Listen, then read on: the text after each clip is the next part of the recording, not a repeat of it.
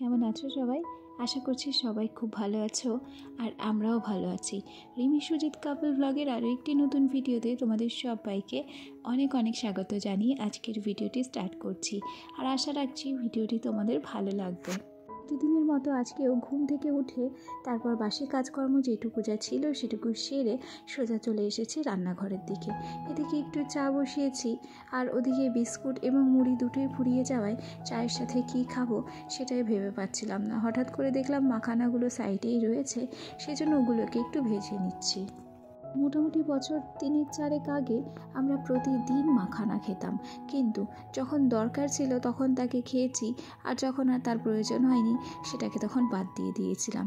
এটাই হয় স্বাভাবিকভাবেই, কি বলতো, যখন আমাদের কোনো কিছু প্রয়োজন হয় তখনই আমরা সেটাকে কদর দিই, তাছাড়া কিন্তু কদর দিতে চাই। আর ইতিমুহূর্তে একটু বাইরে চলে এসেছিলাম, তারপর দেখছি এই করাতটা নিয়ে আমার সোনা কিন্তু খেলা করছে আর রীতিমতো এই রেলিংটাকে উল্টে ফেলে দিয়েছে।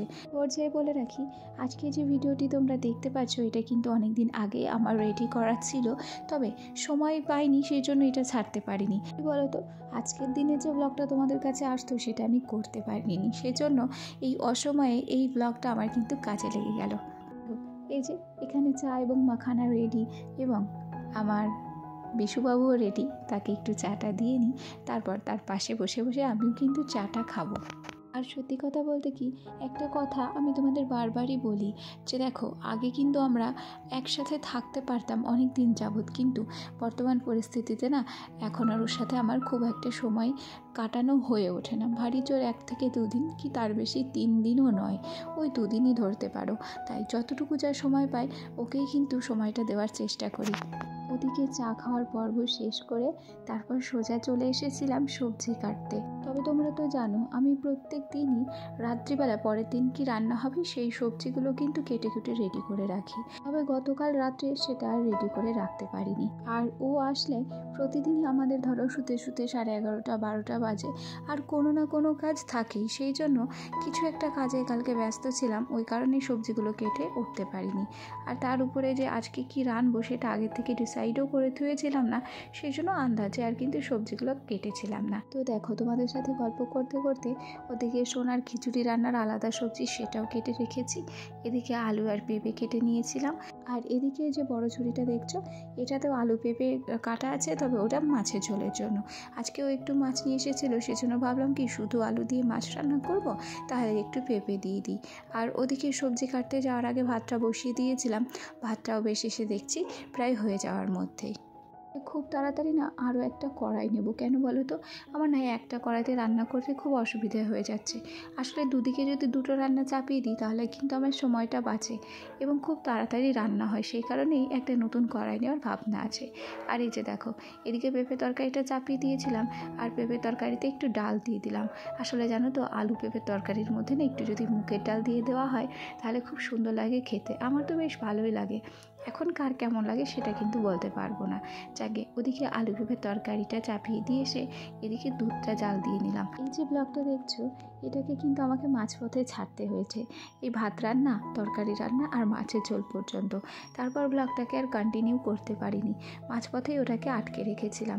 আসলে কি হয়েছিল বলো তো, আমার শরীরটা না হঠাৎ করে প্রচণ্ড খারাপ হয়ে গেছিলো। আসলে কি বলো তো, গলব্লাডার অপারেশন হওয়ার পর আমার না আর কোনো কিছুই যেন সহ্য হয় না। একটু 19 থেকে 20 হলে আমার শরীরটা হঠাৎ করে খারাপ হয়ে যায়। ঠিক সেই রকমই গতকাল রাত থেকে আমার শরীরটা কিন্তু প্রচণ্ড খারাপ হয়ে গেছিলো। আসলে অনিয়ম হয়েছিল, ছেলেকে নিয়ে একটু বেরিয়েছিলাম, সারাদিন খাওয়া দাওয়া হয়েছিল না, এবং বাড়ি এসে ফিরে খাবার খাওয়ার পর হঠাৎ করে ভোরবেলা থেকে প্রচণ্ড শরীর খারাপ শুরু হয়ে যায়, এবং সেই শরীর খারাপটা এমনই একটা পর্যায়ে দাঁড়ায় আমাকে কিন্তু ছুটে যেতে হয় ডক্টরের কাছে।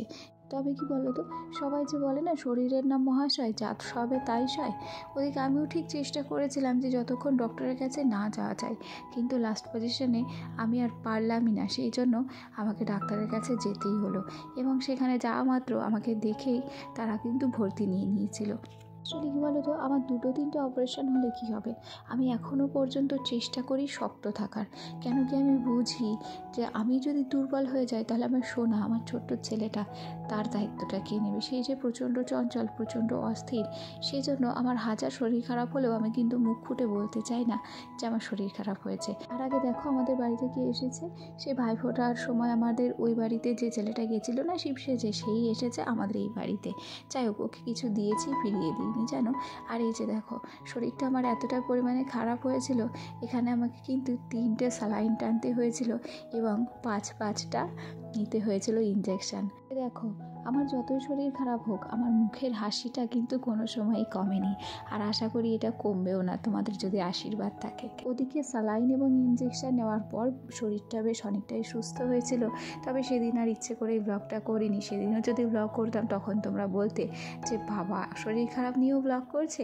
সেই জন্য এটা পরের দিন বিকেল থেকে আবার শুরু করলাম। গতকালের অতটা শরীর খারাপের পরেও আজকে এমন একটা কাজ করেছি যেটা কিন্তু আমার বরের আড়ালই রেখেছি, ও এখনও পর্যন্ত জানে না। এই যে দেখো, আজকে রুটি ভেজেছি, রুটিগুলো পুরো পুড়ে ঝাঁঝরা পোড়া হয়ে গেছে। সেজন্য ওর আগে আমি কিন্তু খেয়ে নিয়েছি। যদি ও জানতে পারতো যে আমি এই রুটি খেয়েছি তাহলে কিন্তু আমাকে আর বকে ধুতো না। এই জন্যই বাধ্য হয়ে এবং লুকিয়ে আমাকে খাবারটা খেতে হয়েছে। গল্পে গল্পে ভুলেই গেছি, আমার যে সমস্ত বন্ধুরা এতক্ষণ ধরে আমার ভিডিওটি দেখলে অবশ্যই কিন্তু আমার ভিডিওতে একটি লাইক করো। আর হ্যাঁ, আর যে সমস্ত নতুন বন্ধুরা আজকে আমার ভিডিওটি প্রথম দেখছো, যদি আমার ভিডিওটি তোমাদের ভালো লেগে থাকে তাহলে অবশ্যই একটা লাইক করো, কমেন্ট করো, শেয়ার করো। আর চাইলে আমার ছোট্ট পরিবারের একজন মিষ্টি সদস্য হয়ে আমার পাশে থাকতে পারো। চলো, আজকের মতো ভিডিওটি এখানেই শেষ করছি। সবাই সুস্থ থেকো, ভালো থেকো, টাটা।